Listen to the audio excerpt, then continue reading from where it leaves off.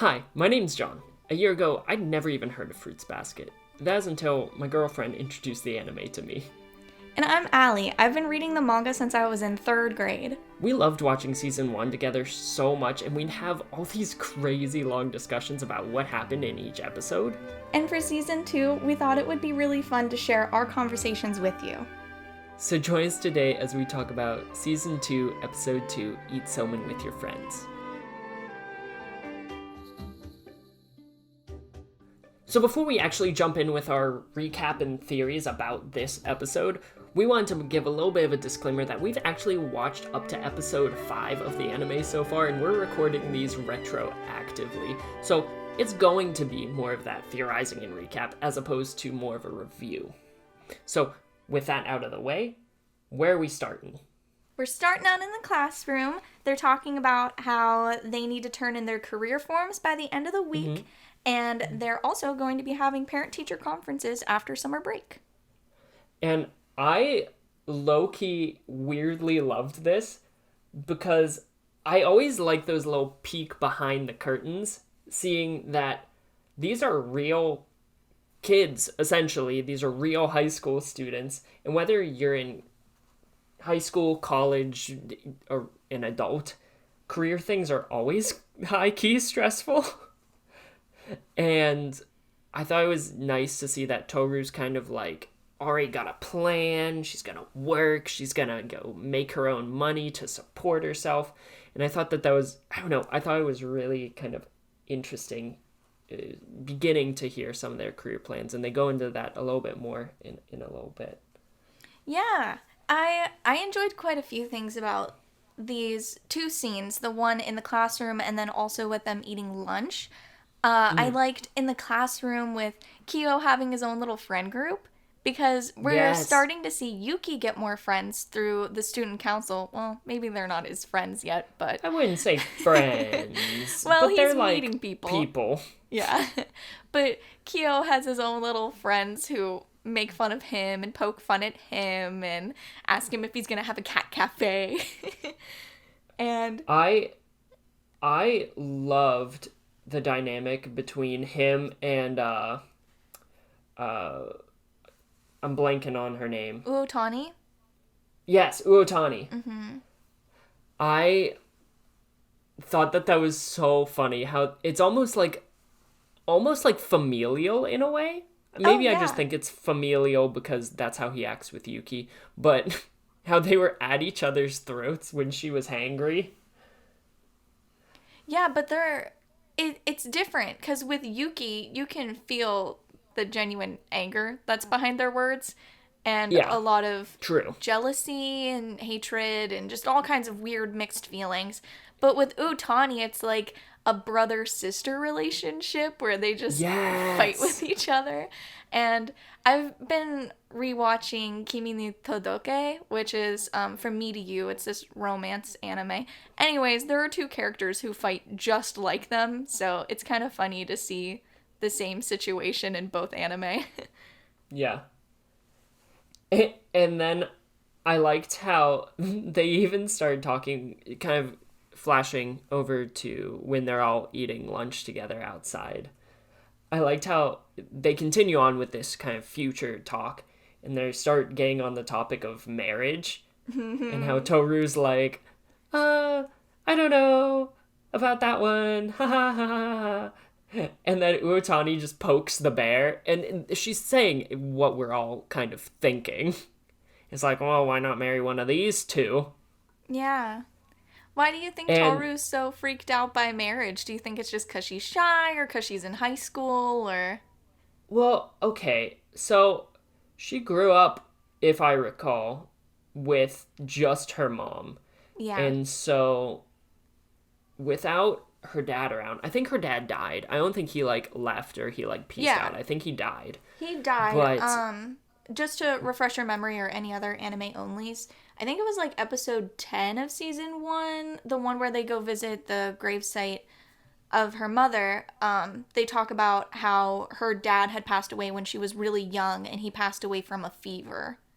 Yeah, and so I feel like it's almost that kind of aversion to that level of commitment maybe I'm reading a bit too much into it, but I feel like that's almost seeing how her mom coped as an individual raising a kid without her husband. She probably saw how that affected her mom, and so that kind of level of commitment to another individual might be scary, because what if you lose them, you know? Yeah, I like that so theory.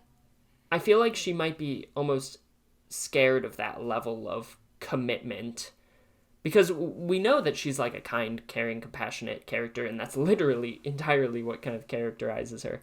But we haven't really seen her have to do anything to that extent at all. And I think just throughout this episode, it humanizes her even more as a character. We've seen her humanized throughout all of season 1, but I think that this episode hits on a lot of her cracks, or at least a few of them. Yes, this is why I love these 2 chapters in the manga and this episode, because you finally get to see more insight on Tohru and what she can handle, where her boundaries are.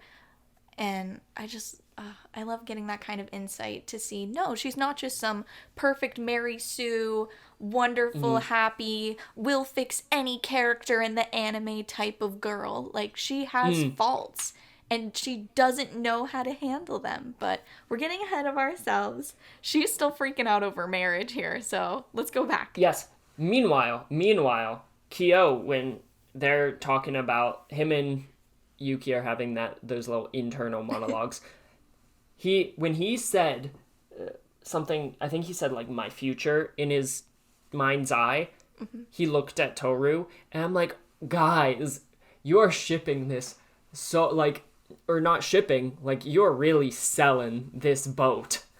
Yes. Like, you are well, I guess that is a ship. You are selling this. Like, you're really pushing the Kyo Tohru thing, because, like, I swear Yuki was looking at like a sandwich or something when he said it. And Kyo was looking at Tohru like, my future. yeah. It's just like, if this isn't a thing, I will be shocked. The ship has sailed. The ship has sailed. This episode, again, getting a little bit ahead of ourselves, putting the carriage before the horse, I guess. But this episode really reinforces that belief as well. Yeah, this was Kyoru the episode, and I lived for it as a very intense Kyoru shipper. I lived for it, so. Yuki's best boy, but I could see Kyoru being a good ship. Yuki can date Rika. She's great. Yuki and Rika, what a pair. I think it would be good. She's smooth. She's got the moves. Yuki's socially awkward. The opposites attract, you know? Yeah. Although there's the whole Zodiac thing getting in the way. But yeah, I mean, they just won't hug. Kyoru too. And then the intro kind of happens after all that. If you want to know more about John's theories about the intro, then you gotta go to episode 1 and listen to that little bit, because I will tell you, as a manga reader, there are good theories in there. Like, there are some pretty good theories in there. So if you are a manga reader, there are things that he said about the opening and theories that he had about different little things popping up that will totally change your opinion about different metaphors within the manga. And if you're an anime only, you might get some insight, so go listen. Wow, I did better than I thought. Cool. So, and just in case this is your first episode, we filmed one before this for episode 1, so go check that out after you're done here. Or pause right now, go check it out, and then come back. Whatever suits your fancy. But now we're going to Kazuma's. Yes, now we are going to Kazuma's, and the first thing I wrote down when we saw his face was just in all caps, haircut. Oh, I have so much written down just about them walking. Oh, really? Just about Kyo and Tohru. Yeah, my first thing post opening was Kyo is soft. Oh, he is a soft boy. He is. He's becoming so soft. He was so sweet to Tohru, and he's like, we're just gonna go, we're just gonna talk about boring things. And she's like, I don't care. I want to go. I want to talk to you two, and I want to see Kazuma. And he's like, okay, you're cute. Oh. And it melts my heart. I can't handle it. Yeah, he has a very soft spot for that girl, and he's not even hiding it at this point in the show, which kind of sketches me out, because if they're already this close by season 2, I don't know. You haven't told me how long the manga is, and I don't really know, but I feel like this is happening pretty fast. And so I feel like there's got to be not drama between their relationship, but I feel it feels like things are really nice right now. And I feel as though there's a storm a-brewing, and it's not going to be this nice all the time. Just wow. From a show standpoint. It's not going to be this nice all the time. A quote about Fruits Basket. It's perfect. I don't know. Although I kind of would like it to just be like a slice of life, just always nice. I'm a kind of conflict-averse kind of guy. Oh yeah, I can't handle when people fight, so we'll see. But yes, very soft now. They get to... Is there anything else that you wanted to talk about on that walk? The only other thing I wrote down, just because, I'm writing in all caps here and freaking out over every single thing that they do, I wrote down, yes. He worries about her tripping because she will, and then she does.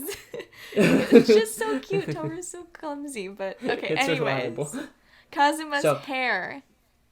I love it. He looks so much more generic now, but I still love it. Why'd he cut his hair? Because Kyo's not a child anymore and won't pout about it. Jumping ahead to a quote that he said when, reflecting on the haircut later in the episode, he said, It was a superstitious habit anyway. So, I just dropped my pen. But, so, he... Maybe it has to do with Demon Cat?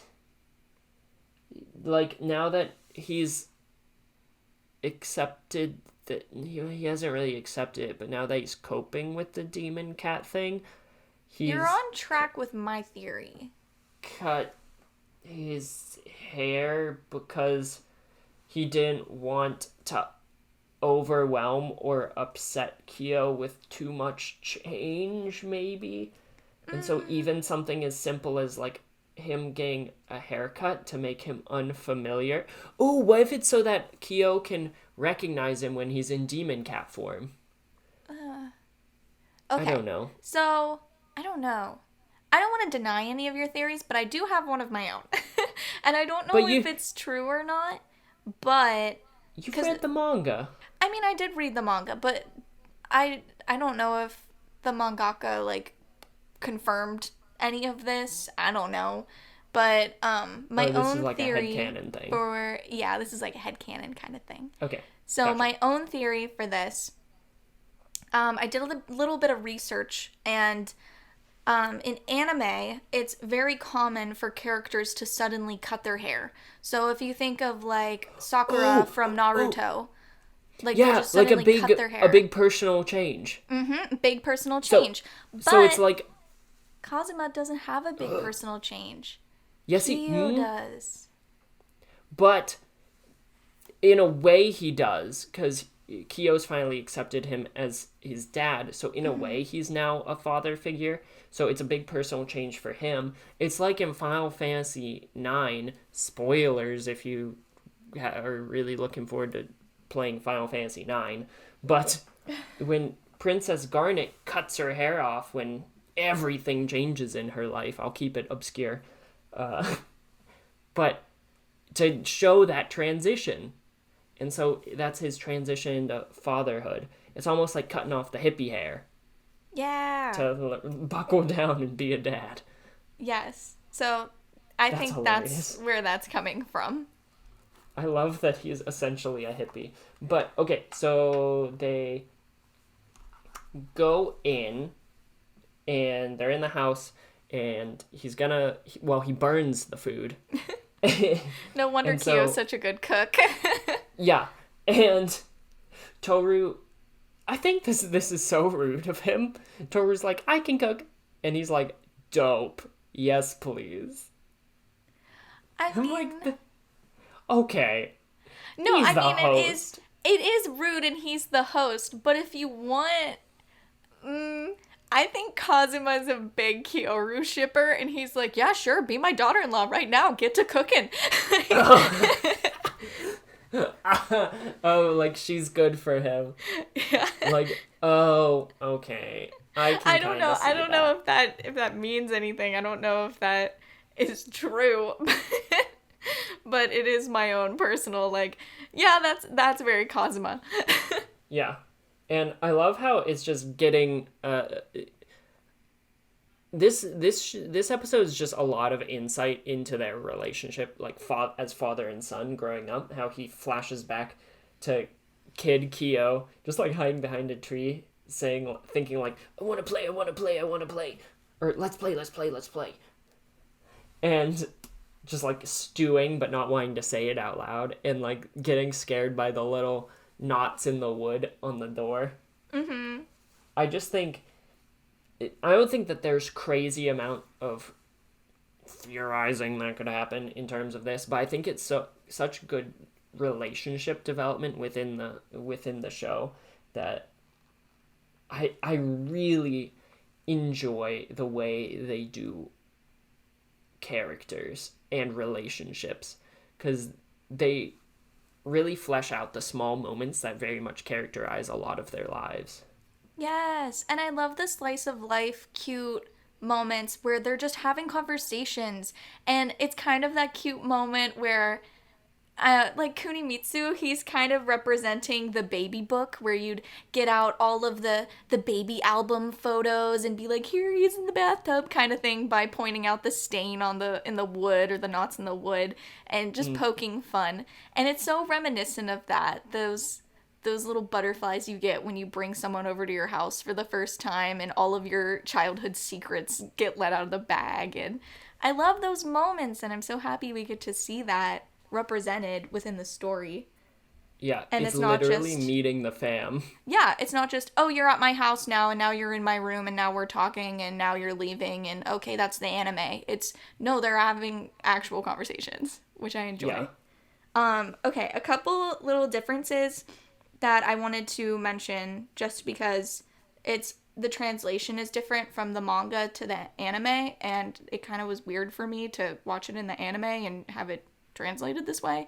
So just so viewers know, we watched the English dub on Funimation for this episode. So if it's different in the sub, we don't know that right now. I might have to go back and look. But in the English dub, they had Kyo say, so much hair, are you sure you'll be able to tie it all up, when Tohru's getting ready to cook and changing her hairstyle.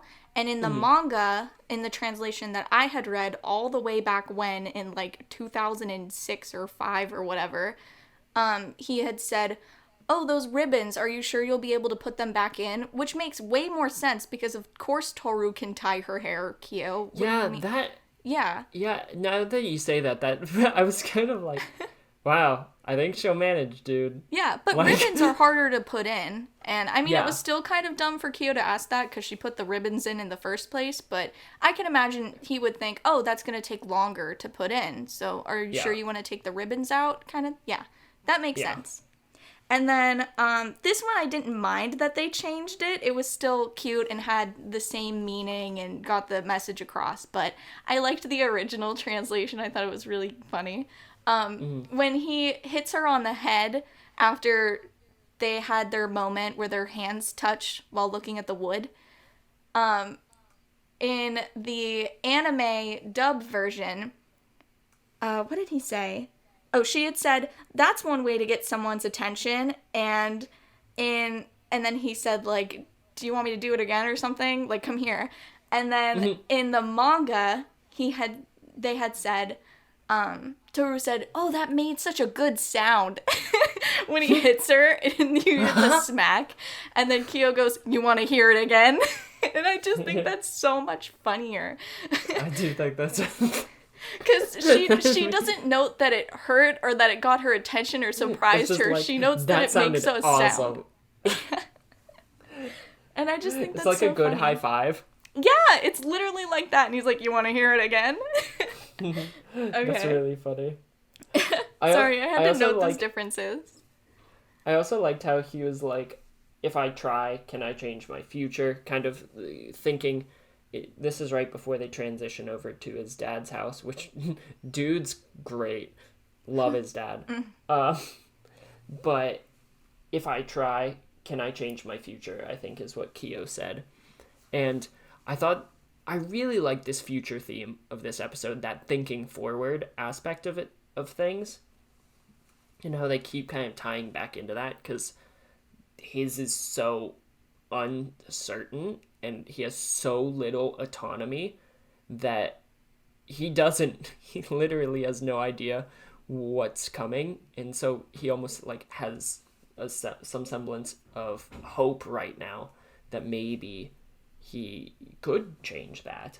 And hope is a dangerous thing. I forget what media that's from, but hope is a dangerous thing. Is that from the Hunger Games?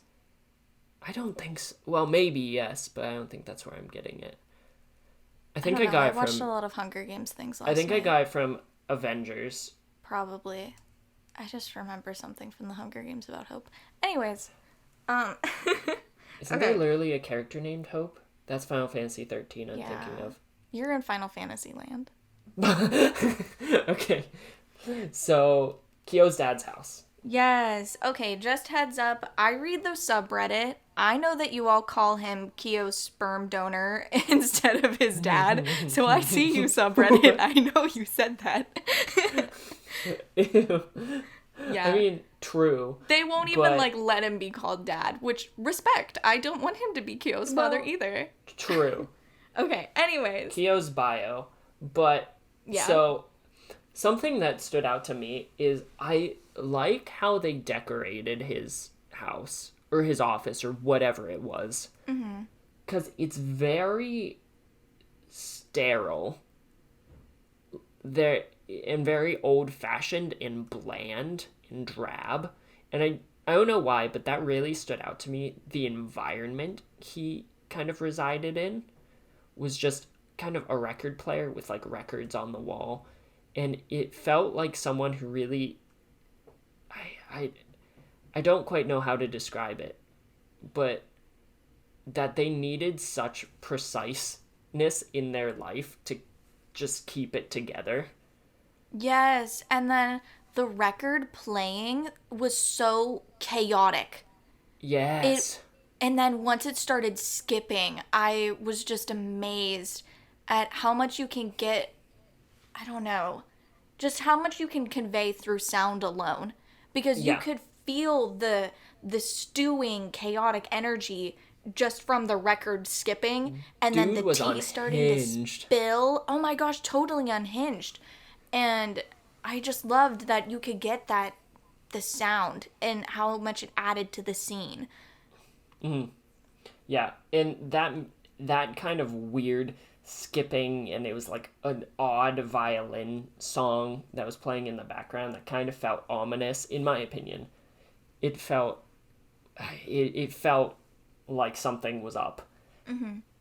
And they kept paying back to that record player, and I think they set the scene up very well. Yeah.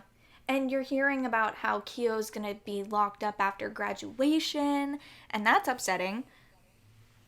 And then Kyo's dad keeps calling Kyo it. He won't even say my son. He won't say Kyo. He won't say him. He just says it. Or the monster. Yes. And I love how Kyo's real dad, not his biological father, but his real dad, really points out how this dude is just so angry and so livid and so just filled with resentment about everything about life.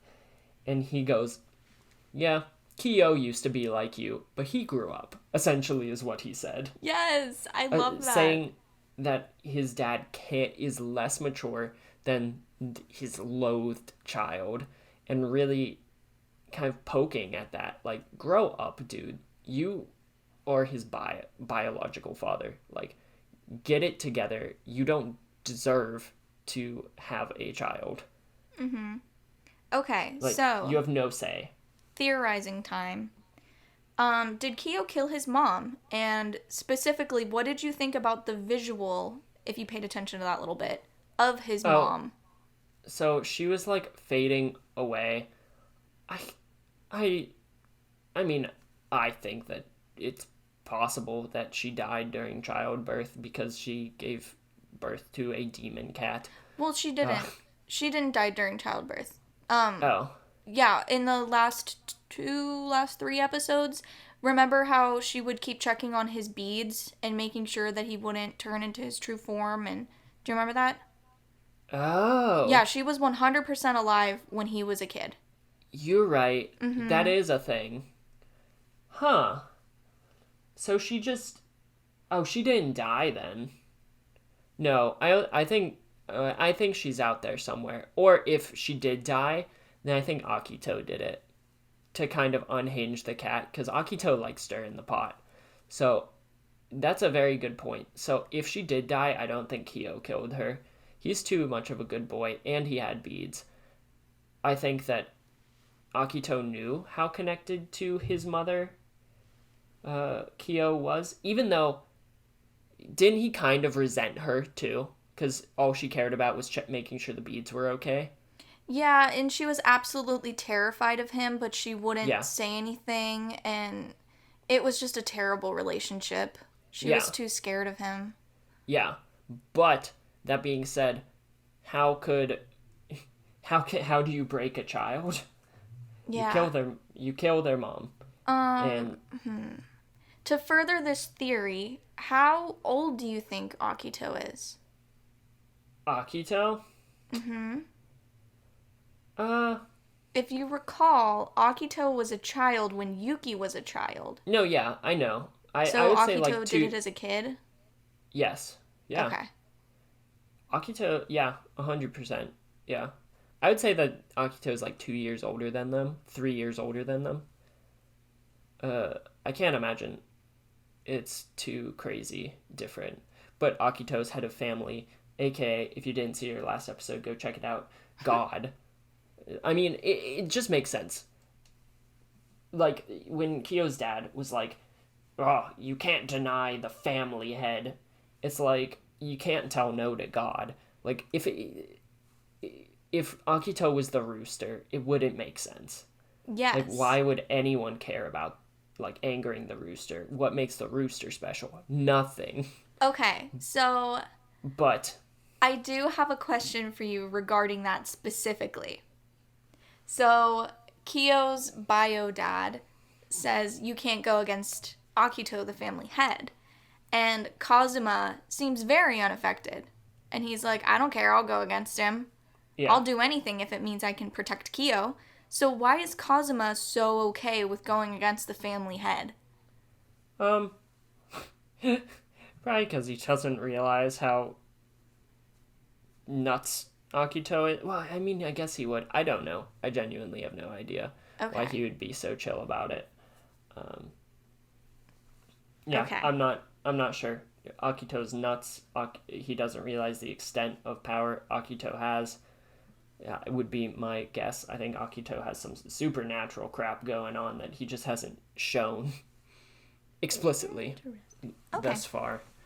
Because, like, if he's God, if that's my working theory, then he can't just be, like, an intimidating young gentleman. Like, he's got to have a little bit more to him than that, even if that's psychologically destroying the zodiac through some weird powers. But yeah. So that's kind of all I gathered from that interaction between the dad and, bio dad versus real dad. Yeah. I mean, same. And I asked all the questions that I know that you'll get answers to one day. Yeah, so Summer, so we go back to the house, and Tohru's talking to Kyo about Summer. Yes, and about how they're gonna go to the beach, and they're talking about swimming. Okay, no, can I skip over that real quick? Why? No, not this, specifically the swimming part. I want to get to the sand castles. Oh, okay, yes. You can talk about the sandcastles. Because, like, the swimming bit was, like, fun, but the sandcastles, I got really excited because it extends off of a theory about the hermit crab. Okay, so sandcastle, significant. So, in the opening, when you see Kyo, and it's just the picture of him with the sandcastle in the back with a hermit crab on top. So, the sandcastle is something that Tohru kind of built up, okay? Built up. And the hermit crab seen twice in the intro. So, the hermit crab represents Tohru, not Kyo like I thought last time. And it's about her growing out of her shell and moving into a bigger one, because you see it at the very top. So she is helping him get out of his shell while she's also doing the same. And it's almost like she's at the top of his castle, kind of like she's built like this protective barrier. And maybe she's built up a structure and walls that make him feel safe and secure, and she's at the top of that as the hermit crab. Your hermit crab theory just keeps getting deeper and deeper. It does, because he mentioned sandcastles. It was in the... I don't know. I love you. I'm running. Okay. I'm running with it. Run with it. It's your theory, boy. Run with it. Okay. I do have to talk about them talking about swimming, though, because I love this line, and it is so important to me, and I hold it on so near and dear to my heart, and manga readers will know why. Okay, so he says, "Can you even swim anyway? How can you swim if you don't come up for air?" She doesn't even know how to breathe. She doesn't know how to breathe at all while she's swimming. And I think in the manga, she said that she'll just swim from one side to the other, and he's like, "You can't do that in the ocean. You'll die." And I love that scene so much. Oh, it kills me. And when he's just laughing about how silly she is, every shipper knows. Anyways, okay, moving on from me just shipping so hard. Yo, you love those two together. I do. And just so anime onlys don't think that I'm, like, ruining something or, like, spilling the beans, I ship a lot of different couples. Like, today I saw that some people were shipping Hatsuharu and Tohru, and I could, like, see it, like, 5%. And ooh. I also really like Momiji and Tohru. I think they're cute too. So don't think I'm like... No. I don't want to hear your words. I just want to look at cute fan art. I don't care if... I think we had this argument last time. I don't care if he's a year younger. He is a child.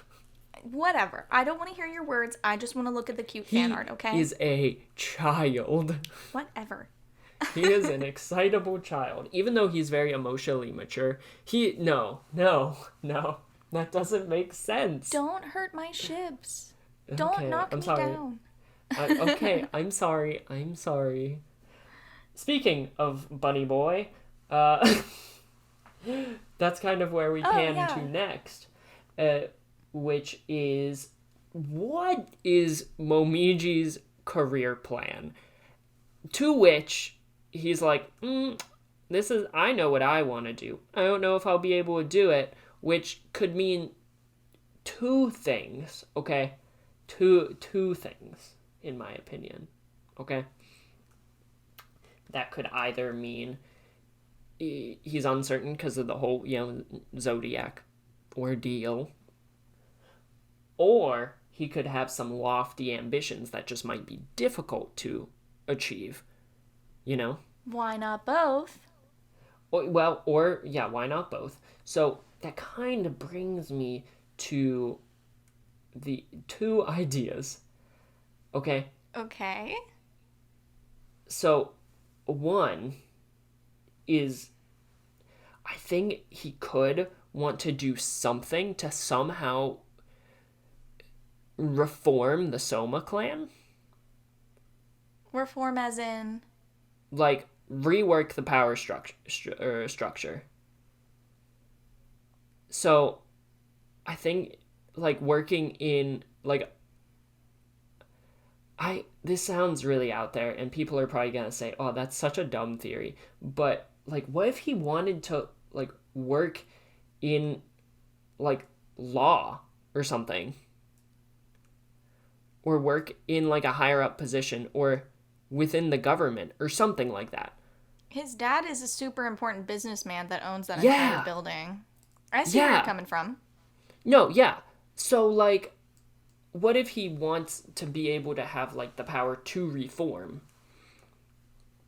My other, reform the Soma clan specifically. And so whether that's as a politician to ban kind of this class structure within the Soma clan and kind of sweep the rug out from under them that way, or something else. I don't know how all of that works within Japan, so this could completely not make sense in the context of their culture. But that's one idea I had. The other idea I had, which makes a lot less sense and is more just something that would make me happy, is if he was a musician. Because he plays violin. Yeah. Oh my gosh. Okay.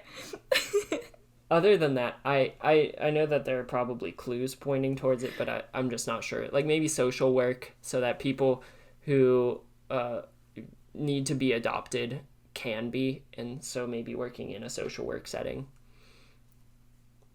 is also potential. I'm smiling so hard right now, but I'm not going to tell you why. Okay. Alrighty. So, actually, moving on. Ooh, are you taking it back? No. Don't take it back. Let's go. No, let's go. Okay. You're not taking it back. I'm living in this moment right now. I'm smiling ear to ear. Okay. Okay.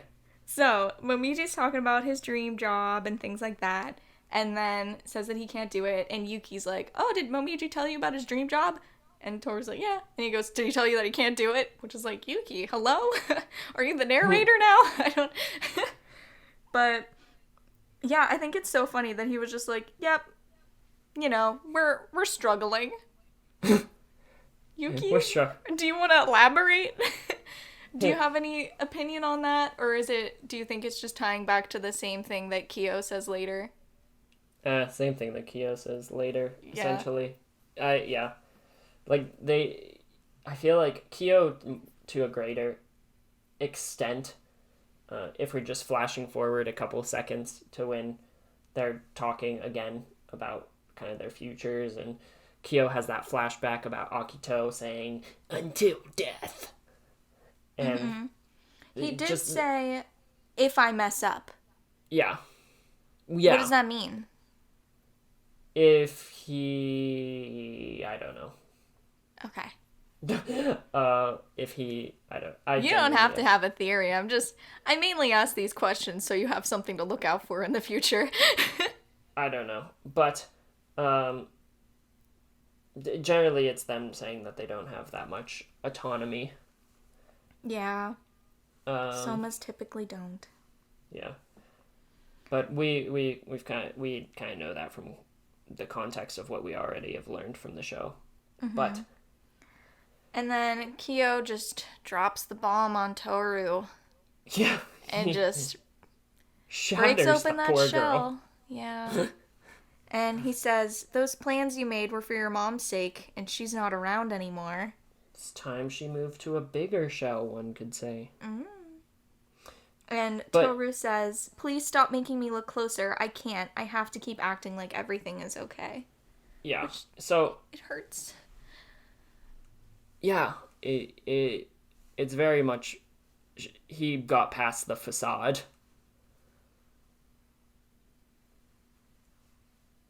It kills me. But another noteworthy thing during this is he would normally never expect anyone to touch his beads unless it's to make sure that they're on, you know? And Tohru just grabs them. And starts shaking them. He's like, hey, my break. But just the look on his face, that immediate reaction when she first grabs them, and she's using it as a way to, like, half comfort him about Kazuma in his future, and then just half reach out to him as a person. And she's doing it in such an intimate way through his beads, through one of his biggest insecurities. And she's using just, like, it as a way to communicate with him, and she doesn't care. Even though he, like, I'm sure he has to be cognizant and concerned that, and still guilty that he attacked her. One would essentially. Hope. Yeah. What? One would hope that he's still upset about that. Well, yeah, yes, yeah. So, I feel like that was a cool little moment. I love that moment. But and then they get intimate, and Shigure pops in. Mm-hmm. And I love him. And he gives, his advice here is good, well, bad and then good. Yes. And the first part is bad. Just ignore it all and get some tissues. Yeah. That's not great. But the latter half about the laundry metaphor is so good for people like me specifically, where we're so focused on looking in the future and at the laundry pile that is far away that we trip over the laundry that is at our feet. So I needed that metaphor. I needed that one. Yeah. At first I was like, dude, you can't just say that you shouldn't think about things that make you anxious, because ultimately that'll pile up. And then he said that exactly. And I was like, oh, okay. If you don't think about things that make you anxious, then you turn into Yuki. Yeah. Yes, literally. Yeah. Although that can become a defense mechanism of sort, like in someone who might have, I don't know, PTSD or something of the like. Oh, but maybe you should make a video about that. Wow, weird. But that, yeah. So I ended up really liking that analogy, and I feel like that was kind of good for Tohru in that moment. Kind of Shigure showing that even though he is kind of very Somen motivated in that moment, he can have some good vibes. Although I still don't know what his motives are. I think I like him, but he totally has. We all know he has motives at this point. Oh, yeah. I think he explicitly said it, like, halfway through the first season. Yes, he does. He explicitly says it. So, I don't know. And then they all eat I have one together. last little note. Little note. Go for it. When Tohru is inviting Yuki to come eat the somen, his room is a disaster. Did you notice that? I didn't. He's sitting in the dark. I think he was doing homework. Sitting in the dark in his messy as heck room. His room is disgusting. There's clothes everywhere. And then if you look at, like, Kyo's room, which is honestly probably just because he doesn't have a lot of material items. He did go venture out in the woods for a year. But yeah, he's a very nomadic kind of guy. Yeah. But just the difference between their rooms is so funny to me. Yeah. And Yuki's such a princely boy. He's such a proper boy, you know? In his room. Oh. He does eat natto, though. Yeah, and we're really just breaking down everything. Yeah. And with that, is there anything else that you wanted to talk about in regard to this episode at all? Nope, that was it. So, next episode, shall we go and get you changed? What? Oh, that's the name of that. That's the title. Are you serious? We're remote recording right now. Well, with that all being said, thank you so much for watching this episode. If you enjoyed this, like, comment, and subscribe down below. Tell us what you like. If there's anything you didn't like, tell us that too. And we will see you in the next video. Have a great one. See ya. Later.